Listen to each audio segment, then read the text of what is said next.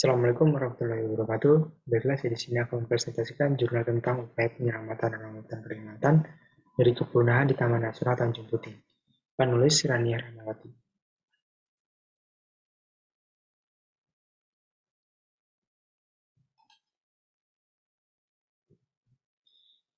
Pertama, izin memperkenalkan diri, nama Heri Devanda Yuda dengan NPM 254151003 dari Kehutanan A.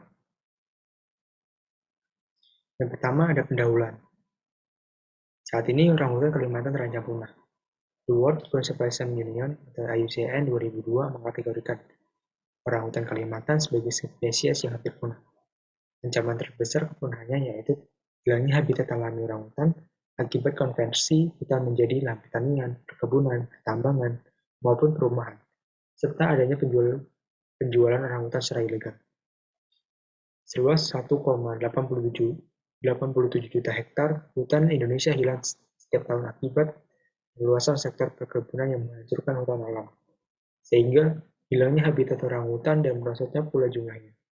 Taman Nasional Tanjung Puting adalah satu-satunya dataran rendah yang dilindungi di Kalimantan Tengah. Sekarang justru menjadi sumber kayu komersial yang melimpah. Sebagai konsekuensi penebangan liar, Taman Nasional yang dilindungi pun mengalami kerusakan parah. Kawasan dilindungi bagi spesies langka ini banyak yang rusak karena kayu-kayu ditebangi untuk kemudian dijual. Lebih dari 500 ekor orangutan Kalimantan beredar di pasaran setiap tahun. Padahal satwa ini terancam atau tercantum dalam Mapedik 1 CITES atau spesies yang sangat langka dan dilindungi. Yang kedua ada metode dan metode. Dalam penulisan jurnal, metode yang dilakukan yaitu tinjauan pustaka. Metode ini merupakan sebuah tinjauan literatur yang dilakukan dalam rangka memberikan konteks untuk penulisan jurnal ini. Ulasan tentang penyebab punahnya orangutan di Tanjung Puting. Upaya yang dapat dilakukan untuk menyelamatkan orangutan. Penulisan jurnal ini juga menggunakan penelitian desktop untuk mengidentifikasi isu-isu dalam dokumen perencanaan dan bahan terkait lainnya yang terbitkan pemerintah. Istilah desktop scan dan desktop research digunakan dalam menggambarkan penelitian yang dilakukan dengan mengakses dari sumber terlibat yang diterbitkan dan dipublikasikan, termasuk bukti yang relevan, artikel, bahan-bahan arsip, dan ekstensif menggunakan internet. Data sekunder dikumpulkan berupa tinjauan pustaka dari artikel, jurnal, dan dokumen pemerintah. Hasil dan pembahasan.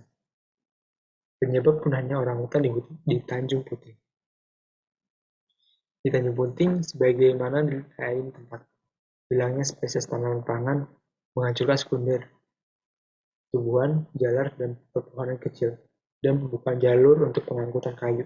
Berdampak langsung terhadap jumlah orangutan di kawasan sebagai akibat kegiatan penebangan liar. Penelitian memperlihatkan bahwa kepadatan orangutan turun antara 60% dan 90% pada hutan tebangan tertentu sebagai akibat migrasi paksa, kelaparan, dan kecelakaan. Degradasi hutan. Degradasi kawasan hutan Kalimantan seperti kegiatan penebangan ditambah dengan akibat kebakaran hutan pada tahun 1997 mengakibatkan penurunan populasi yang mengejutkan. Penelitian terbaru menyebutkan bahwa jumlah orangutan yang tersisa di Taman Nasional Tanjung Puting tinggal 500 ekor saja, dibandingkan dengan 2.000 ekor pada tahun 1990. Dan tahun ini kerusakan hutan di tanah air mencapai 2,7 sampai 2,8 juta hektar dari luas hutan Indonesia. Tanjung Puting terdapat 91,91 ribu hektar kawasan hutan yang rusak berat dari total luas 400.000 hektar. Berikut adalah gambar degradasi hutan dan gambar orangutan yang kehilangan habitatnya.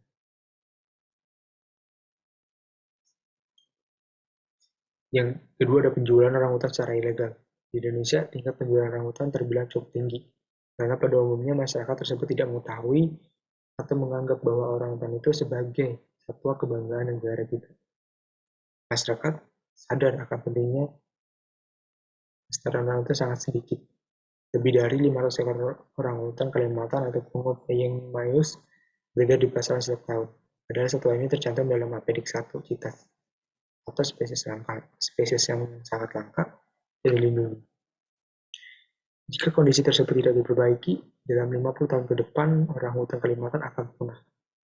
Apalagi karena habitat orangutan terus berkurang dengan kecepatan sampai 3 per kilometer kubik per tahun. Sejak Undang-Undang Nomor 5 Tahun 1990 tentang keanekaragaman hayati dan ekosistemnya, orangutan sudah dimasukkan dalam daftar satwa yang dilindungi. Berbagai pemeliharaan merupakan pelanggaran hukum. Berikut adalah orangutan yang diperjualbelikan. Yang ketiga ada pembantaian orangutan. Orangutan dibunuh hanya karena mereka melintas ke desa laut, kemudian memakan umbutnya sehingga mereka dianggap sebagai hama. Padahal jelas sekali bahwa manusia-manusia yang tidak bertanggung jawab yang bekerja bersama perusahaan yang begitu egois dan brutal dalam menghabisi hutan rumah orangutan tinggal, sehingga populasi orangutan menyusut drastis akibat alih fungsi lahan. Jika hal ini terus dibiarkan begitu saja, maka dalam jangka waktu 15-20 tahun mendatang, orangutan akan benar-benar punah. Indonesia adalah rumah bagi 90% spesies orangutan. Sekitar 50.000-60.000 hewan itu tinggal di hutan rimba. Namun akibat pembabatan hutan untuk perkebunan kayu, bahan kertas atau kelapa sawit, orangutan berkonflik dengan manusia. Konflik antara orangutan dan manusia umumnya karena terjadi karena kebun masyarakat, perkebunan kelapa sawit, dan hutan tanaman industri yang dirusak oleh orangutan. Tapi hal ini terjadi karena memang orangutan semakin terdesak. Akibat semakin penyusunan habitat mereka, sehingga orang terpaksa memasuki wilayah perkebunan untuk memperoleh makanan. Dan karena hal ini juga orangutan dicap sebagai hama yang harus dibunuh. Padahal jika berpikir ulang, mereka tidak akan merusak kebun masyarakat jika habitat mereka tidak dirampas dan kehidupan mereka tidak diusik oleh manusia. Selanjutnya ada upaya yang dapat dilakukan untuk menyelamatkan orangutan. Yang pertama adalah menyelamatkan habitat orangutan. Langkah awal dalam menyelamatkan orangutan Kalimantan yaitu dari kepunahan adalah dengan cara menyelamatkan habitatnya terlebih dahulu. Dapat dilakukan dengan cara menghentikan pembukaan hutan untuk lahan perkebunan sawit. Selanjutnya ada beberapa melawan illegal logging.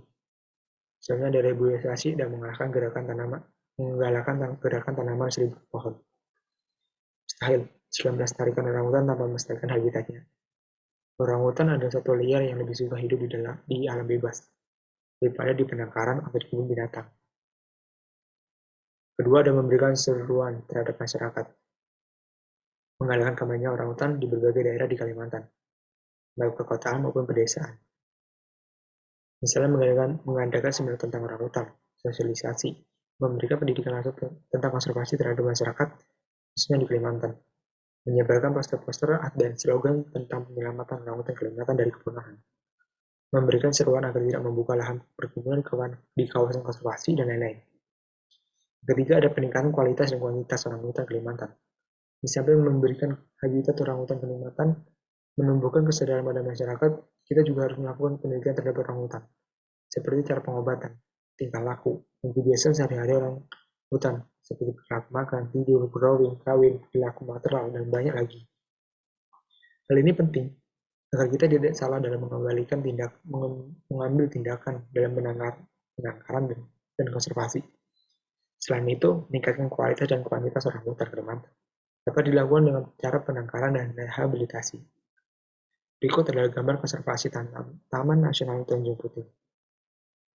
Yang keempat adalah meningkatkan hubungan antara lembaga masyarakat swadaya atau masyarakat LSM terkait pemerintah dan masyarakat. Pemerintah dan LSM bergelut dalam ruang lingkungan. Orangutan Kalimantan harus bekerja sama dan menjalin hubungan dengan masyarakat sekitar.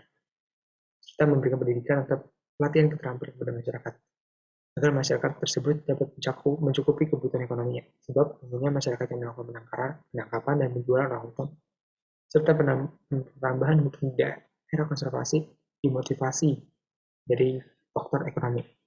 Mereka tidak mampu memenuhi kebutuhan ekonomi sehingga terpaksa melakukan kegiatan tersebut. Contohnya adalah Yayasan Orangutan Indonesia atau YAORIN, merupakan salah satu lembaga swadaya masyarakat. Selanjutnya ada kesimpulan.